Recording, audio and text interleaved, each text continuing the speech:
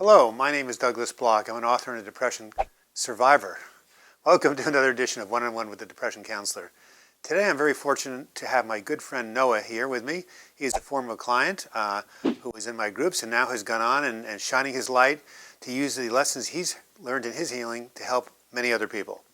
We're going to have a series of discussions, and the first discussion, the first topic is going to be, can depression be a blessing in disguise? And so, Noah, take it away. So Doug, you've said in your videos that depression can be a blessing in disguise. What do you mean by this when you say it? Because it sort of sounds like something that's hard to believe. It is, but it's based on a paradox that I've learned over the last 5 years of my own struggle and helping other people, and that's that every adversity contains within it the seed of an equivalent or greater good. Just as the lily, the sacred lily in the Hindu tradition, grows out of the mud, so can we have pearls of wisdom and pearls of compassion and pearls of learning come out of the mud of our own depression and hardship. Okay. And so what are some examples of this?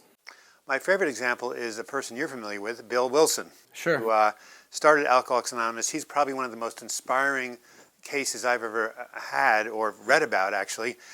Here's a guy who was struggling with a disease that almost killed him, literally almost killed him, and he rose out of the ashes and created Alcoholics Anonymous, co-founded it, an organization that helps millions of people every day. Because of the suffering he went through, other people can find redemption. That is a blessing in disguise. You know, he didn't choose this.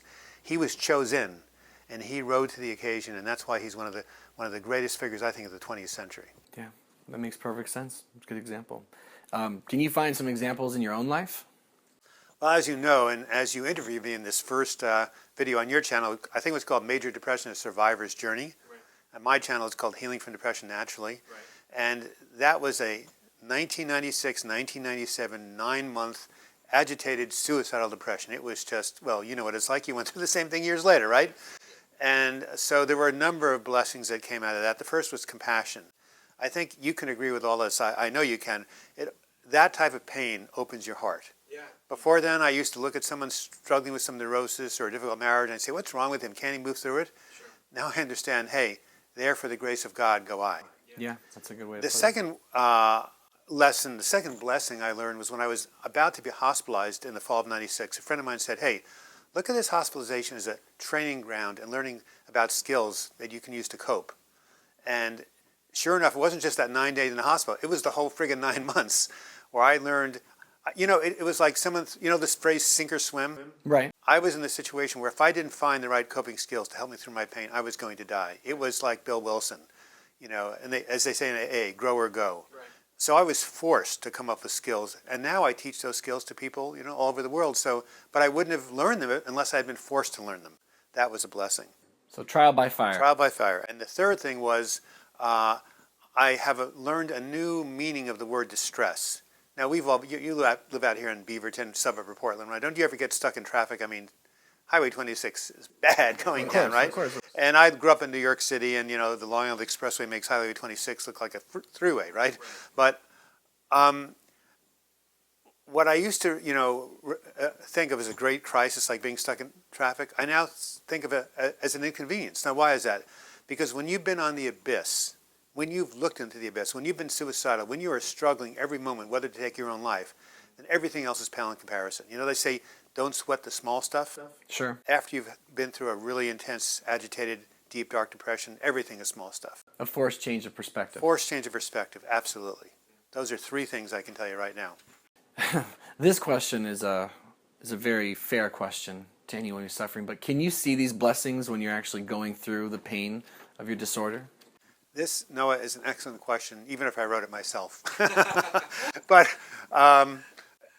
it is an essential question, and the answer is when you're in the midst of the hell and you are struggling just to make it through the next day or hour or minute or breath, you often cannot see the blessings in the skies. That's why it's a good idea if you're someone and you have a friend or a loved one going through a difficult experience, it's not a good idea to tell them like, oh, just think how thankful you'll be when you get through this.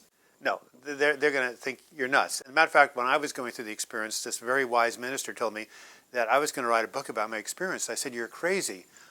You know, I have no books left to write me. That's one of the reasons I'm giving up on life. So how could you possibly say this? Sure. So it's very difficult.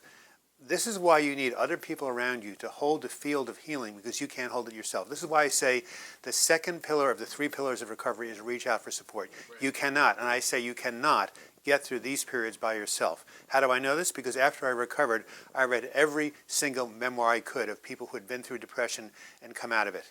And every single memoir, whether it was by William Styron or Mike Wallace or the gal who wrote Prozac Nation, right. They all said at the end, without my friends, without my family, without my psychiatrist, I would not have made it through this. Well, it's because it's impossible to think clearly, see past your own suffering. You can't see the end. You can't see your good, but other people can. Right. So the answer to your question, no, you can see the blessings, but as long as other people can and hold it for you, then they can support you as you float in this, I call it treading fire instead of treading water, like a sea of fire. Sure. You're hanging on there, and then you come out the other side, and then afterwards you look back, oh yeah, now I know I went through this.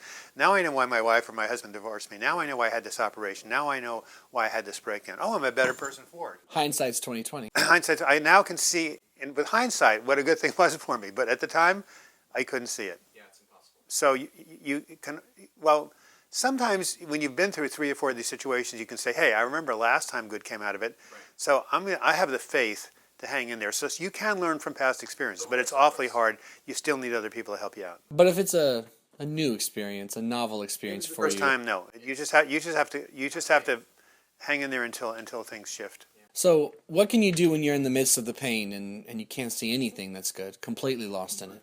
So when you're treading fire, when you're in the abyss, and you can't see your way out, and you don't think anything is going to come of it, you can still find moments in the present, something to be thankful for. I've talked about this in my video on gratitude. Like in my case, at least I had a house to live in. Wasn't homeless. At least I had food in the cabinet, right? So scanning the world for positive. Yeah, and also, as I mentioned in my video on unbearable pain, bearing the unbearable pain, there are little breaks in the pain. Like one day, I remember I saw a beautiful sunset in the midst of winter in Portland. A rare feat indeed. And you're able to actually enjoy it? For that moment. Okay, so maybe there's 24 hours, maybe for 1 minute I could feel some joy. But that 1 minute was like putting something in my emotional bank account I could draw upon. Yeah, so every now and then a break in the action occurs if you're aware of it. So no, you can't see the outcome, no, you can't feel the blessings, but there are moments of light and always something to be thankful for. And so it's not a whole lot, but it's better than nothing. And eventually you will come out the other side. You will be resurrected, and all will be well. Yeah. I remember when I was in the midst of my depression, I remember something you told me to do was if I couldn't find happiness, to look for negative happiness. And I read it from your book, and I remember you saying if you couldn't find that the pain was gone, be grateful and be able to acknowledge that there was less pain at certain parts of the day, at least in the beginning, that you were less uncomfortable, and let that be a sign that things can start to get better. And I remember actually I banked on that notion, that idea. It was the first way that I was able to ever realize or accept that maybe things could get better.